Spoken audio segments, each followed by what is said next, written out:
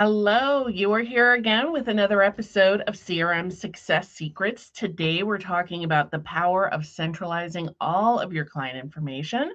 And hello, my name is Mary Sue Dayhill. I am your host.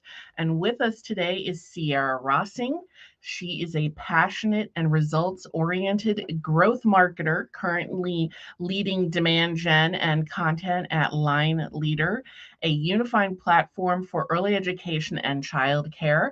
Sierra has successfully contributed to a 200% increase in the company's annual recurring revenue since joining the team in 2020 and is passionate about helping companies scale their marketing operations and refine demand gen processes.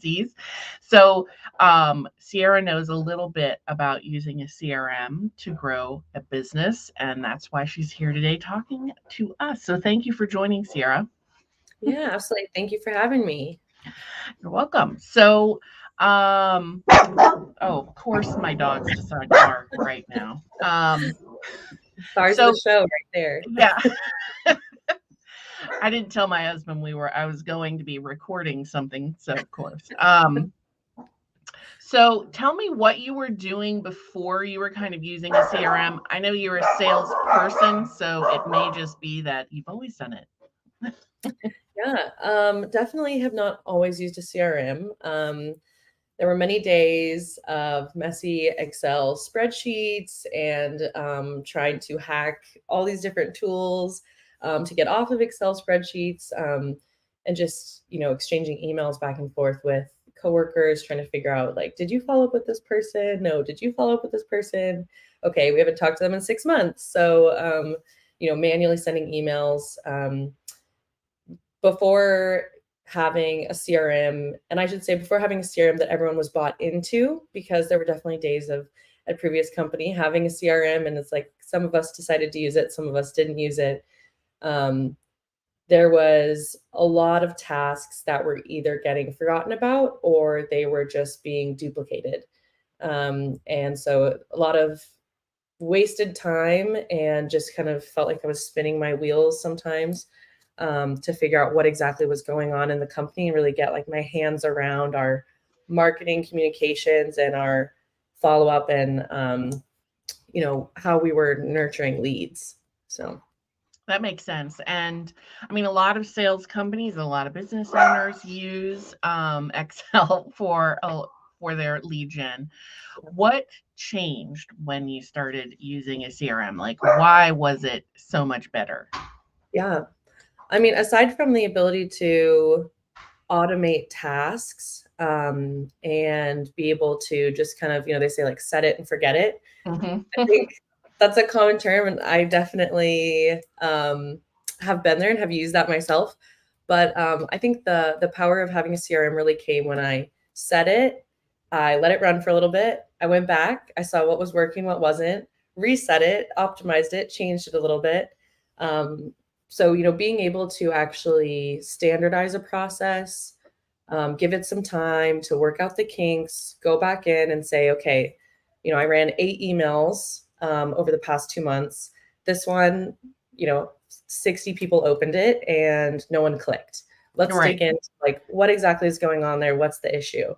Um, and then, on a larger scale, one of the biggest benefits I think I've seen at both really small companies, with maybe 6 employees, or at a larger company with thousands of employees. I think the best part about having a CRM or a unified platform that everyone is working off of is the ability for teams to work together effortlessly. And no matter how small a company is, you can definitely still kind of fall prey to silos in your organization and only one person really knowing everything about what's going on in the Yes. company. And then that one person gets sick or they have an off day.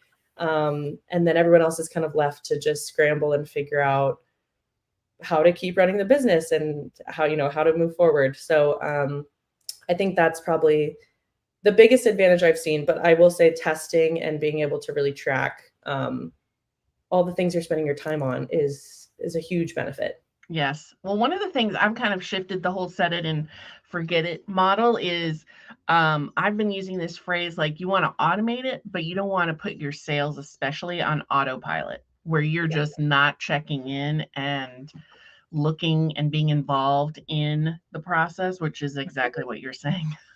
Yeah. Yeah. I think being able to scale, that's kind of like the buzzword of the year in my mind is like, how do we scale things? How do we scale our operations? Um, and you really can't do that when you're manually writing every single email to every single lead, or waiting for maybe, as business owners, sometimes you have a form on your website, you're waiting for someone to fill that out, and then like, oh, let me send them an email right now, and let's try to get a meeting scheduled.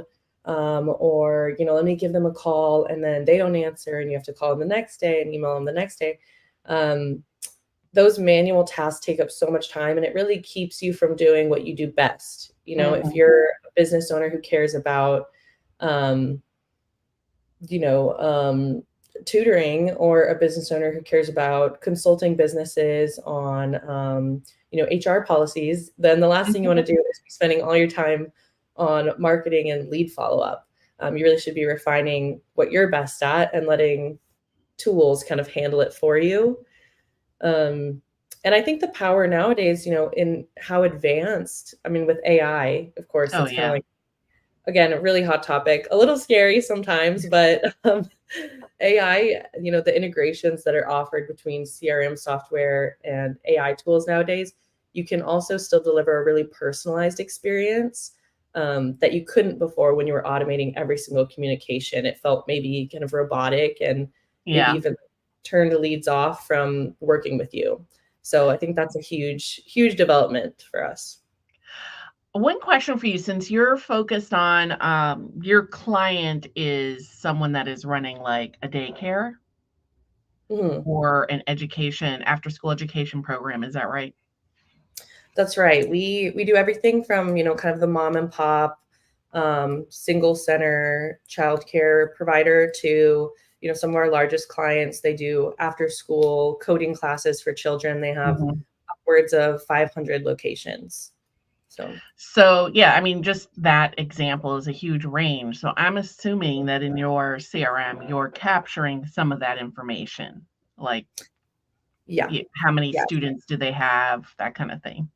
right, right. Yeah. So I mean, and that's a brings me to a whole other kind of world of like, identifying your ideal customer persona and Hmm. using your CRM to qualify or disqualify leads for you, so that you're not 30 minutes into a discovery call and deciding like, I don't know if this is going to be the right fit for me to, spend the next few months consulting this company or this individual. So Right. we definitely have, I think I want to say we have like 8 form fields on our form right now, and each of those can be kind of like a, they're either the right fit for our business, they're not the right fit for our business, simply because we may not be able to deliver the value that they would like to see Hmm. from a tool, or it also, depending on, their size, or what product they're interested in, or their geography, we can actually route them to a different kind of product expert, so they speak to someone who really knows, um, you know how to help that size business, or that solve that specific problem that they need help with. Yes. Well, and just having worked in the technology field for a while when I became a technology consultant, I came from ed tech. So I tended to work with some education related companies. And what was interesting is, I had the experience working education, so I understood the buyer was the parent, but Mhm, the actual customer was the student. And mhm, there's not a lot of technology that has that kind of model where, an education provider could identify who they're working with to buy it, but who they're actually working with to deliver their services to. And that's mhm. what yours does. Yeah. And it's definitely, along with identifying your ideal customer persona, you kind of also have to identify those key influencers, or those, like, there's a decision maker, but then there's a key influencer who might be telling that decision maker like, oh, don't choose that one. I heard about this one over here, or well, these are the features that I really need, or um, all that kind of stuff. So I'd say that's probably the first step to really being able to use your CRM to the best of its ability, is kind of identifying like, who do I want to market to? Who should I be building these automations and email communications for? And what are they going to respond best to? Like, what should my messaging be? Are they really tech savvy? Are they going to want to fill out a 20 questionnaire form? Probably not. But that also leads to, are they really, like I said, are they really tech savvy? Like, should I be emailing them and calling them to schedule a meeting? Or should I have a digital tour scheduler on my website that is part of my CRM, so I don't have to, again, look through all these different tools to find all my client information and figure out when they want to meet and what their main problems are, and um, what the name of their business is. Yeah. So Well, can you give me a little information about, like, so I fill out the form on your website, your lead form. What are yeah. your steps to, and I'm an ideal client. What are your steps to start building a relationship? Yeah. So a form fill is, of course, signifying really, really, a meeting form fill is signifying high intent, as we call it. So that would be routed to a salesperson, as I mentioned, depending on the size of the business and the geography. And then from there, they get an automated email from our sales team with the ability to schedule a meeting right from that email. And Mm-hmm. then that puts them into, depending how far in advance, maybe they schedule the meeting that day, they schedule it the next day, they might go right into a meeting. But if they schedule their meeting out, a month, they're just so busy, they just can't get around to it. It's a month away. They would be getting kind of an automated nurture series to keep them excited about the meeting and remind them about the upcoming meeting, so that they don't, go with a competitor, just forget about it altogether. Because as we know, business owners are so busy. They just have a million things on their plate. So try to keep them kind of warm and excited until that point of meeting. And then from there, it's really, the sales team is following up. Again, if they're super high intent, they're like, sign me up today, they're moving right into what we call like our onboarding and implementation stage. And they might be meeting with um, someone to like learn how to use the CRM and fill out the contract. Or if they're like, this sounds great, but I need a little bit of time to think about it, or I need to introduce someone else to it first.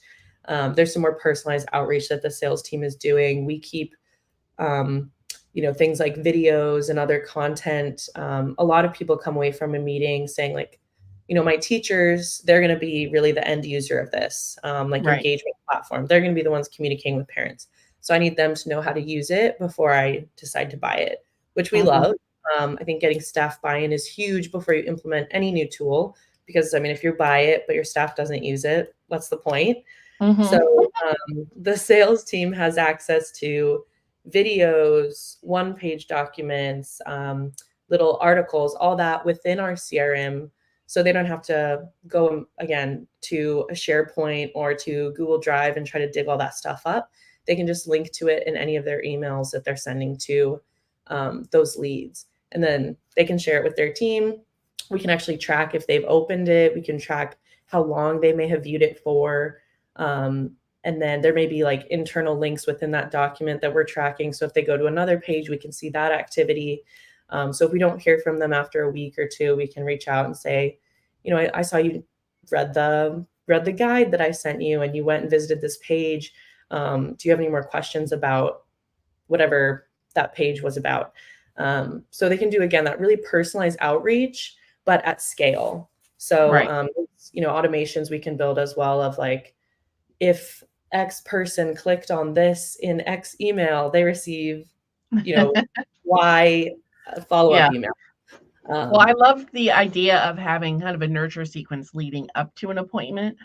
yeah, For that first appointment, I would say I don't do that, and I would say most of my clients don't do that.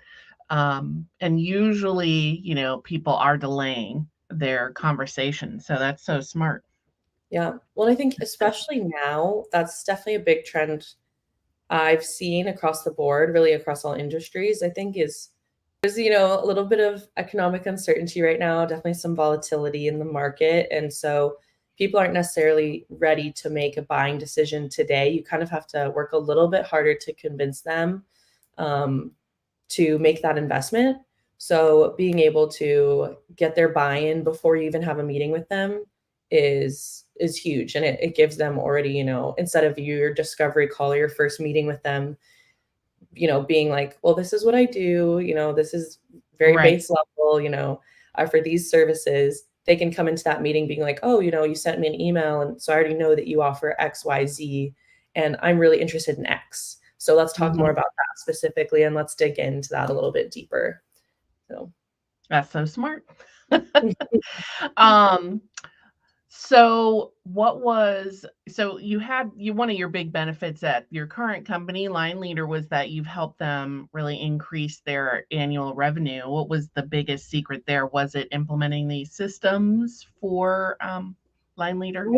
I would say so. And I think, something I mentioned testing earlier, but understanding what's working and what's not in your business, I think is the first step for everyone. Like if you, um, go kind of stage by stage in your lead process, like from the moment that someone visits your website, okay, how many website visitors do I have?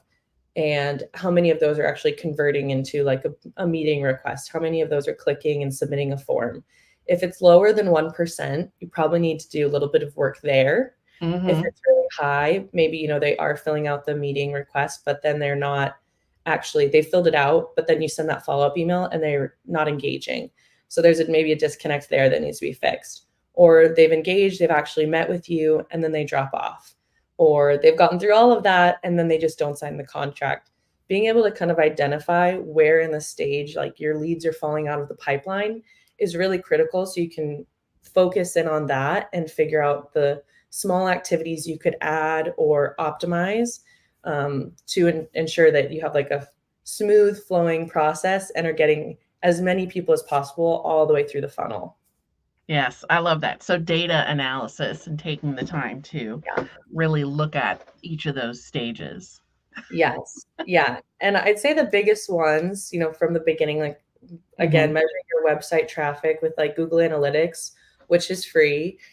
Just linking that with your website. It can be a little difficult, but there's some help articles out there and lots of good YouTube videos or people who can just do that for Right. you. Um, but understanding, your website traffic, how many people are filling out a form, and then from the next stage, how many people are actually booking a meeting. The next stage, depends on what your sales process looks like, but how many people are actually signing up. Those are kind of the biggest things to monitor. That is so awesome, and every business can follow something like that. I mean, um, my system has a sales pipeline in it, so each of those stages you were talking about, you could be tracking how many people are making it to this point, Yeah. um, and moving forward, so, yes. Yeah, and I'd say the biggest thing that I noticed for us when I in 2020 when I first started, of course, kind of a crazy year. I started Yeah, did you start before the pandemic or during after in it's August 2020. I ah, I started. So it was my first time, interviewing completely over Zoom. I think my first interview, I was probably just kind of like a deer in headlights, just like, this is a little weird. Like, shake your hand virtually, okay? Um, but the first thing I kind of noticed when I joined was that our process from actually booking or requesting a demo or a meeting on the website to actually getting it scheduled, there was a bit of a gap there and people were kind mhm, of falling out, um, maybe because they weren't getting follow-up fast enough or because there just wasn't an easy enough way for them to actually request a time. to meet with you. Yeah, Yeah. request it. Yeah, the sooner you can get someone to actually schedule a meeting with you, I think we found we do a benchmark report every year where we share kind of like because we have a CRM, we share like the best practices that everyone's using to increase conversions. And in 2020, one of them was that leads who scheduled a tour within 24 hours of their initial inquiry were more likely to actually convert and enroll at a childcare center by 80%. So Wow. it was huge. Like if a parent could actually go in and book a time slot to come tour the center, and back then it was virtual tours, then they were 80% more likely to end up enrolling with that center, just because people are so busy these days. And if you don't give them the opportunity to kind of engage when they want to, and make those next steps when they want to, they're probably going to get distracted and they're going to fall off and maybe either forget about it or just look at a competitor. So I know that is my, I mean, if you don't make it easy for me to come in there, I'm yeah, a working parent, clearly. yeah, yeah. Does your do you recommend, they fill out their form on your page and then it redirects to the calendar to So for schedule? us, yeah, they get an email with options to book a time.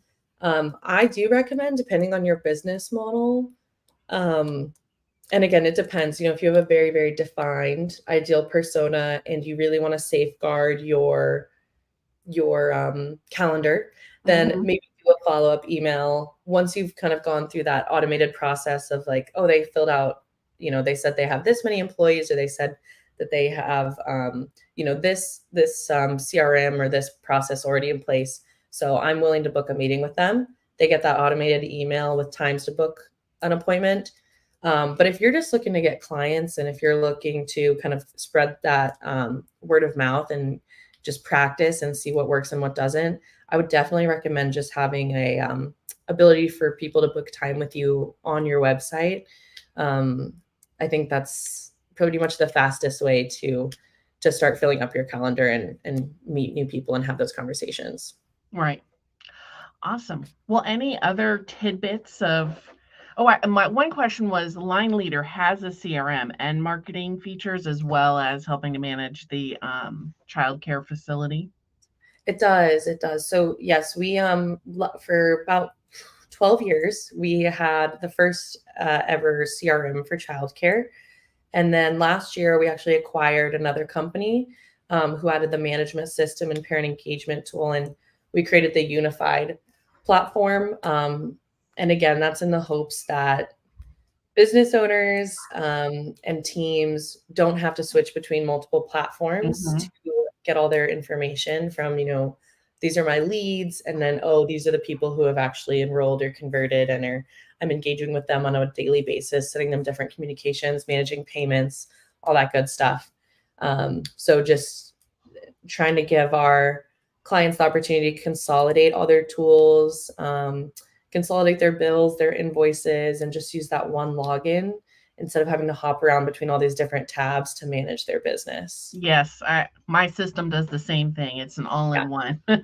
Yes. Um, do you, as a company, then use your own software for your marketing and sales? I mean, that sometimes happens with tech companies. We actually don't. We like to work on it and refine it, but it's definitely built for childcare centers Well, yeah, who doesn't it really apply? right, yeah. It's definitely built for those childcare centers who need to track the family information and child information. I've worked at companies where we dipped in a little bit on our own tools, and we found that we were spending like more time restructuring the tool to fit our needs than to fit our customers' needs. Exactly, yeah.